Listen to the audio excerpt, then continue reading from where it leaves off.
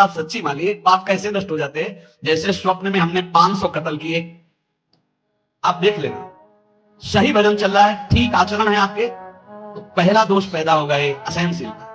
अगर बात करें तो एक चिड़चिड़ाहट सी होगी, एक अच्छा नहीं लगेगा। जरा सा कोई गलती कर दे तो एकदम कड़वा स्वभाव, इसको शासन मिले। ये होता है, खुद अनुभव की बात कर रहा हूं, होता है। इसलिए कहा कि गुरुजनों की सेवा, सत्य आचरण, सत्य भाषण, सत्य विचार, और फिर कहा मत क्रोध हो, अक्रोध, क्रोध न करना।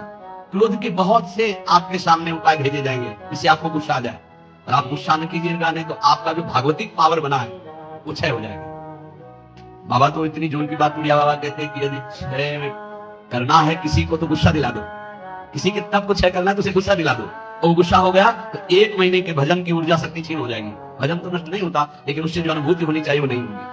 सोचो, साल में 12 बार में गुस्सा कर लिए तो बचा क्या आपके पास? इसलिए कौन सी हो रहा है? कामानुभूतियां हो रही। सहनशीलता के द्वारा क्रोध का त्याग करें, गुस्सा त्याग करें। बहुत जल्दी गुस्सा आती है, और गुस्सा आते ही मन में प्रतिकूल चिंतन होने लगता है। भजन है और प्रतिकूल चिंतन हुआ, कहीं हो गया तो तुम्हारा भजन रुक जाएगा, तुम्हारा भजन का प्रभाव क्षीण हो जाएगा, आगे भजन की उन्नति नहीं होगी। इसलिए बहुत संभल के किसी से गुस्सा मत करो। तो आएगा गुस्सा, माया ऐसे संयोग भेजेगी कि गुस्सा आ जाए, पक्का सहन कर लो। बहुत कठिन है सहन करना।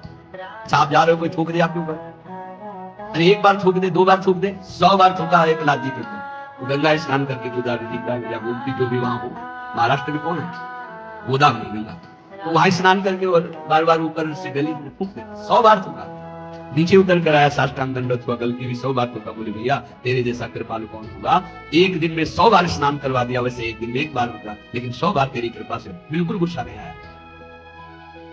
कुछ लोगों ने तो पैसा देके एक आदमी को लगाया, एक पंडित जी थे, उनसे कहा कि अगर आप एक आदमी को गुस्सा दिला दें तो इतनी आपको मुद्रा दे देंगे। घर गए, अतिथि आए, उन्होंने सम्मान किया। जब उनकी पत्नी परोसने लगी तो बीच में चढ़ गए, कुछ तो गुस्सा आएगा। तो बहुत संभाल के, बहुत संभाल के, देखो पीठ से गिरने ना पावे, इनको कोई कष्ट ना होने पावे, संभाल के। पत्नी का हम पहले से सावधान है, आप चिंता मत करो। उन्होंने सोचा ये तो फिर भी कितना उन्होंने उपद्रव किया। जब उपद्रव से बिल्कुल गुस्सा नहीं तो उनका थोड़ा गुस्सा हो जाते तो मुझे इतनी मुद्रा देकर भेजा गया। बोले भैया क्षमा करो, पहले बता देते कि हम मुद्रा के कारण आए हैं तो हम थोड़ी गुस्सा दिखा देते, जैसे तुम्हें मुद्रा नहीं करती। क्रोध नाम की चीज, जिन महापुरुषों ने भगवत साक्षात्कार किया, अक्रोध रहे हो, क्रोध नहीं। क्रोध होने से तप क्षीण हो जाता है, क्रोध बिल्कुल नहीं करना चाहिए। पर ध्यान रखना, जब क्रोध दिलाया जाए उस समय ये ध्यान रहे कि हमारे सामने प्रश्न उपस्थित किया गया कि हमें क्रोध नहीं करना है, और ये क्रोध कराएगा तो बच सकते हो, लेकिन उस समय माया आपको ये याद नहीं रहने देगी। उस समय फिर आपको गुस्सा आ ही जाएगा, पक्का आ जाएगा। क्रोध दिलाने वाली लीला आपके सामने साधकों को प्राय होती रहती है, अगल बगल से, आसपास से। कहीं गुस्सा नहीं करना, शांति से निर्णय करो। तुम्हारी परीक्षा हो रही, तुमको सहनशील बनकर आगे बढ़ना। और फिर दान में उचल, इस सबके अंदर होना चाहिए। दे लेत मन संकल धरे, बल हनुमान सदा हित करे। दूसरों को अभय दान से बढ़कर के कोई दान नहीं, ये सबको ही दे सकता है, सबको करना चाहिए। किसी भी जीव को मन से, वचन से, कर्म से हमारे द्वारा दुख ना पहुंचे, ये सबसे बड़ा दान है, अभय दान इसे कहते हैं। और इस अभय दान को पूर्ण निर्भयता में बदलने के लिए नाम दान है, इससे बढ़कर और कोई दान नहीं। नाम दान, किसी को भी नाम सुना, राधा राधा जब जोर जोर से बोलते जय जय श्री राधे श्याम, तो सबके कानों में नाम पड़ता है, और उस नाम का हमें पुण्य मिलता है, हमारा भजन आगे बढ़ता है। इसलिए जोर जोर से नाम कीर्तन हो रहा है, जहां से आप गुजर रहे हो वहां। और जब कभी कहीं भी बैठे हो, बातचीत हो, तो बीच बीच में अभ्यास बना लो, राधा, अच्छा राधा राधा राधा, अच्छा ऐसे बात करना सीखो। है ऐसे अपने मुरारी भाई है, जब बात करें राधा राधा राधा राधा, हमें बहुत अच्छा लगता है। शुरू से, ये नहीं कि आज से, शुरू से जब कोई बात विनोद की हुई या कोई भी बात हुई या कोई आश्चर्य में राधा राधा राधा, ये बहुत अच्छा स्वभाव है। हमें लगता है सबको बनाना चाहिए। सत्संग बनाए बीच में, हाँ अब समय शुरू हो गए राधा बीच में, तो ऐसे नहीं, वो जब बात परस्पर हो रही हो तब उस समय राधा राधा बहुत मंगल। हम उपासक से बात अगर कभी करते तो यही देखते इसने कितनी बार नाम बोला, कितनी बार नाम लिया। प्रारंभ में नाम बोला, एक बार तो नाम होना चाहिए। हनुमान जी विभीषण जी को सौभाग्य क्यों प्रदान कर रहे हैं? अंदर से आवाज आई, राम राम नाम तेहि सुमिरन कीन्हा, हृदय हरषि कपि सज्जन चीन्हा, यही सन हठ करी हो पहचानी, साधु ते हो ये न कारज हानि। ये साधु है, अभ्यास बनाओ नाम उच्चारण। बात शुरू करने से पहले नाम उच्चारण बहुत मंगलमय बात है। दूसरों को नाम सुना दिया, इससे बड़ा कोई दान नहीं। ये चार बातें जिसके जीवन में है वो अपने भजन को बढ़ाएगा, भजन को बचाएगा और भजन को बचा लेगा। गुरु आज्ञा में रहना, सत्य क्रिया, सत्य विचार, सत्य भाषण और क्रोध ना करना और दूसरों को अभय दान देना, भगवान नाम सुनाना, ये चार बातें बहुत जोर की जिसमें जीव का परम कल्याण हो जाता है।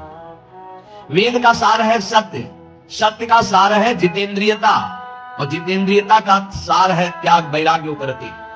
त्याग भोगों की इच्छा पर भोगूंगा नहीं क्योंकि भगवत प्राप्ति करनी है। वैराग्य भोगने की इच्छा ही नहीं है, उपरति भोग ही है, ऐसी वृत्ति खत्म हो गई। ये है संपूर्ण वेदों का सार। जो न्याय युक्त कार्य हो, जिसको महापुरुषों ने किया है, जिसका विधान किया, वही कार्य किया जाए, मनमानी कोई कार्य ना किया जाए। यदि मनमानी कार्य किया गया तो उससे लाभ नहीं होगा। आजकल बहुत मनमानी हो रही है, बहुत मनमानी। कोई किसी ना तो निगमागम शासन स्वीकार किया जा रहा है, वेद का शासन, और ना वेद के महापुरुषों का शासन स्वीकार किया जा रहा है। सब मनमानी करने में स्वतंत्र है। गुरु बस इस बात का कि तुम मंत्र हमें दो, हम 50 को और देते हैं, बस इस बात के लिए गुरु मंत्र दिया, उसका साक्षात्कार किया, इसके लिए नहीं। इसके लिए तो गुरु की अधीनता स्वीकार करनी पड़ेगी।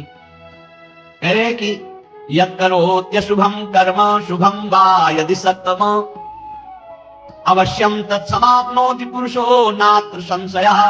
होश में तुम जो कर्म करोगे शुभ या शुभ तुम्हें भोगना पड़ेगा, कोई मिटा दे ऐसा समर्थ नहीं है।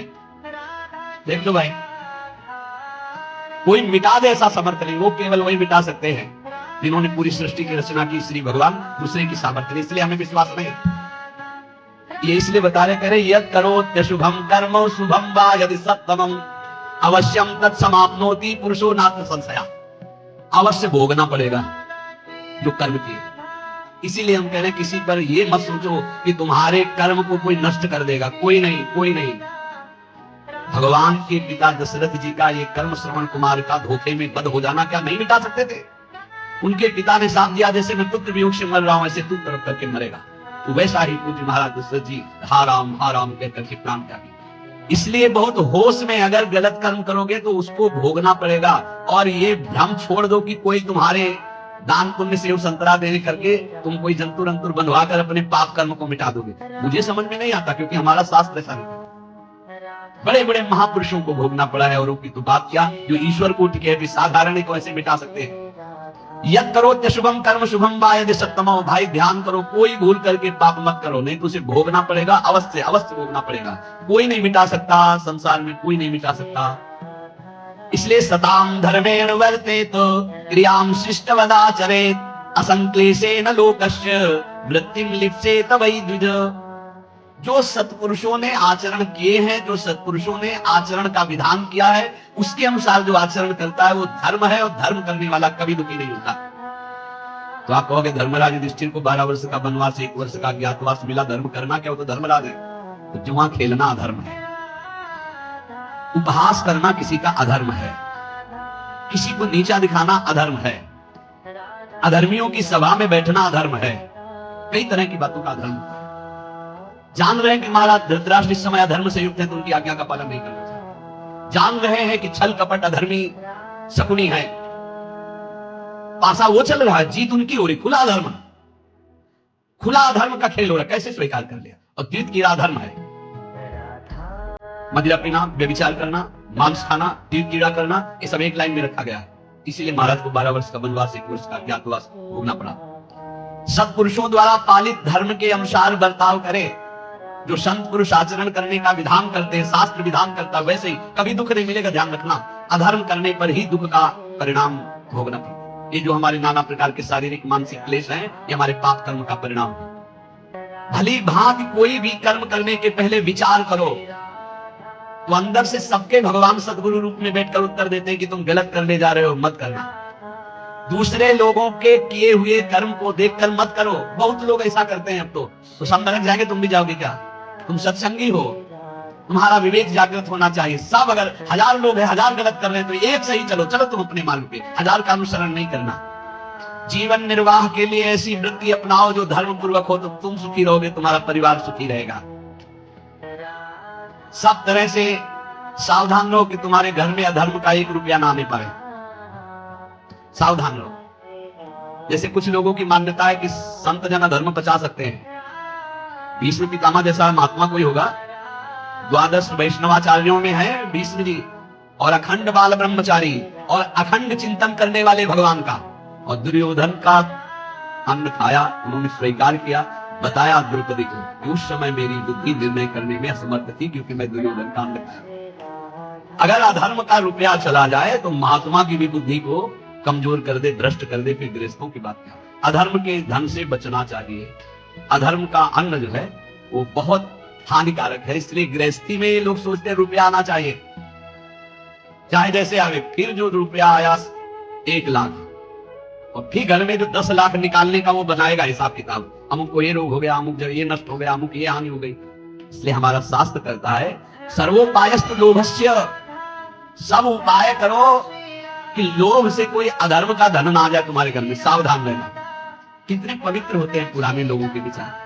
हमने देखा है एक बार 100 रुपया का अन्न बिका और 110 रुपया आ गए। अब सोचो 100 रुपया का अन्न और 10 रुपये आ गए तो काफी लाभ की बात है, लेकिन जो वहां गिना गया घर में और 110 आया तो जो घर के मालिक थे उनका बिल्कुल किसी क्षण जाओ और ये पूरा रुपया उनको दिखाओ, इसमें 10 का एक ज्यादा था, ये 100 देखो है, आपने रुपये दिए, हमारा 100 का अन्न बिका, 10 वापस कर दिया। 10 वापस करके जब आए तब धर्मात्मा पुरुष के घर में ही भगवत भजन सुख शांति किस तरह की, भले अर्थ की व्यवस्था हो लेकिन धर्म की व्यवस्था एक अद्भुत शांति, एक अद्भुत सुख प्रदान करती। नमक रोटी खाओगे चैन से सोओगे। अगर अधर्म का भाव होता तो बोले हम तो बेचा है भाई, 110 आ गए, वो तो चलो 10 ज्यादा ही आ गए, वो निकलेगा कहीं ना कहीं से, किसी को परेशान करेगा, इसलिए कहा तुरंत हटाओ इसको। ये बात सत्संग में बैठा लीजिए, गृहस्थी में जो आप जन है या जो भगवत मार्ग में भी है, अधर्म का धन किसी को भी चैन शांति नहीं लेने देगा, तत्कालिक लगेगा इतना आ गया यार सब ठीक है, सब ठीक नहीं, अब आतंक मचाएगा वो, अब दुख देगा। इसलिए उपाय करना चाहिए अपनी इंद्रियों को पावन करने वाले तप का उपाय करना चाहिए, किसी भी तरह से हमारे घर में अधर्म का धन ना आवे इसका उपाय करना चाहिए, भवसागर समुद्र से पार होने का, भगवत प्राप्ति का, क्रूरता का जो अभाव, परम धर्म का आचरण, उत्तम व्रत महापुरुषों द्वारा आचरित और सर्वोत्तम ज्ञान, इस समस्त पापों का नाश कर देता। सर्वोत्तम ज्ञान भगवान श्री कृष्ण चंद्र जो गीता जी में कहते हैं, हे अर्जुन यदि तुम ज्ञान को प्राप्त हो जाओ तो तुम्हारे सारे के सारे जन्म जन्मांतर के पाप नष्ट हो जाएंगे। अभी चेदश पापेभ्यः सर्वेभ्यः पापकृतमः सर्वं ज्ञान प्लवेनैव ब्रजिनम संतिष्ठसि। अगर तू सब पापियों में भी अधिक पापी है तो भी तू ज्ञान के द्वारा निसंदेह संपूर्ण पाप समुद्र से अच्छी तरह तर जाएगा, पक्की बात है। अभी चेदश पापेभ्यः सर्वेभ्यः पापकृतमः, पाप करने वाले की 3 श्रेणियां होती है। एक होती पापकृत, मैंने पाप किया, पाप करने वाला, और एक होता पाप कृतर, 2 पापी उनमें से एक अधिक पाप करने वाला। तीसरा होता है पाप कृतम, समस्त पापियों में सबसे बड़ा पापी। भगवान कह रहे पाप कृतम, यदि तू सबसे बड़ा पापी है और तू ज्ञान प्राप्त कर ले तो तू सारे पाप से मुक्त हो जाएगा। भगवान का एक कथन सबको आश्वासन देता है, जो प्रश्न करता बोलते मैं बड़ा पापी हूं, क्या मेरा भी उद्धार हो जाएगा, तो भगवान यहाँ पे अभी चेदश पापेभ्यः सर्वेभ्यः पापकृतमः, पापकृतमः माने सबसे बड़ा पापी। यदि तू सब पापियों में भी सबसे बड़ा पापी है तो तू भी ज्ञान के द्वारा निष्पाप हो जाएगा। पापों का त्याग करने में और भी साधन बताए गए हैं, लेकिन पूर्ण रूप से सबसे ज्यादा पाप करने वाला भी पावन हो जाए वो ज्ञान है, चाहे जितना बड़ा पापी हो। वर्तमान का पाप, पुराना पाप, ये सब मिलकर भारी संकट पैदा करते हैं, भारी दुख पैदा करते हैं। पुराने पाप बाधा रूप में आते हैं, वर्तमान का पाप जलन, डिप्रेशन, विक्षेप ये तत्काल देते हैं, पुराना पाप बाधा पहुंचाता है। आप सही ढंग से चल रहे हो भगवत मार्ग में और आया एकदम टांग मारी के सब उलट पलट कर दिया। अब उस समय भगवान का दृढ़ भरोसा नाम जब, तो फिर समझ सकता नहीं, ऐसी टांग मारता है बिल्कुल नष्ट ही कर देता है। पुराना पाप पूर्व जन्म का ऐसा आता है, संभल के रहना चाहिए। बड़े बड़े को देखा फिसलते हुए। वर्तमान का पाप विक्षेप पैदा करता है, जैसे आपसे कोई गलती हो गई तो भजन में विक्षेप पड़ेगा, आपसे वर्तमान में कोई अशांति पैदा हो जाए, ज्यादा मनमानी आचरण करोगे तो मन संकल्प विकल्प इतना सोच में चला जाएगा कि फिर आपको लगेगा कि वो क्या कहते हैं, वही जो मानसिक रोग होता है, डिप्रेशन आ गया। ये वर्तमान के पाप, वर्तमान में आप पापाचरण कर रहे हैं इसलिए ऐसा हो जाता है, जिसे आप जानते ही नहीं कि आप पापाचरण कर रहे हैं, वो पापाचरण है। यदि वर्तमान का पाप छोड़ दे तो बुद्धि शुद्ध हो जाए, तो पूर्व के पाप को भोगने में कोई परेशानी नहीं होती। ये बात, ये जो पूर्व का पाप आता है, ये दंड रोग में आएगा, रोग रूप लेके या विक्षेप रूप के, या कोई घटना बन जाएगा। पूर्व का पाप अब उसे कैसे बचा जाता है? जैसे परमार्थ में आया, मार हाहाकार मचा दिया, उलट पुलट सब कर दिया। अब अपने को पकड़े लेना, जैसे कोई मजबूत सहारा मिल जाए हम उसको पकड़े रहे, ऐसे हमें पकड़े लेना।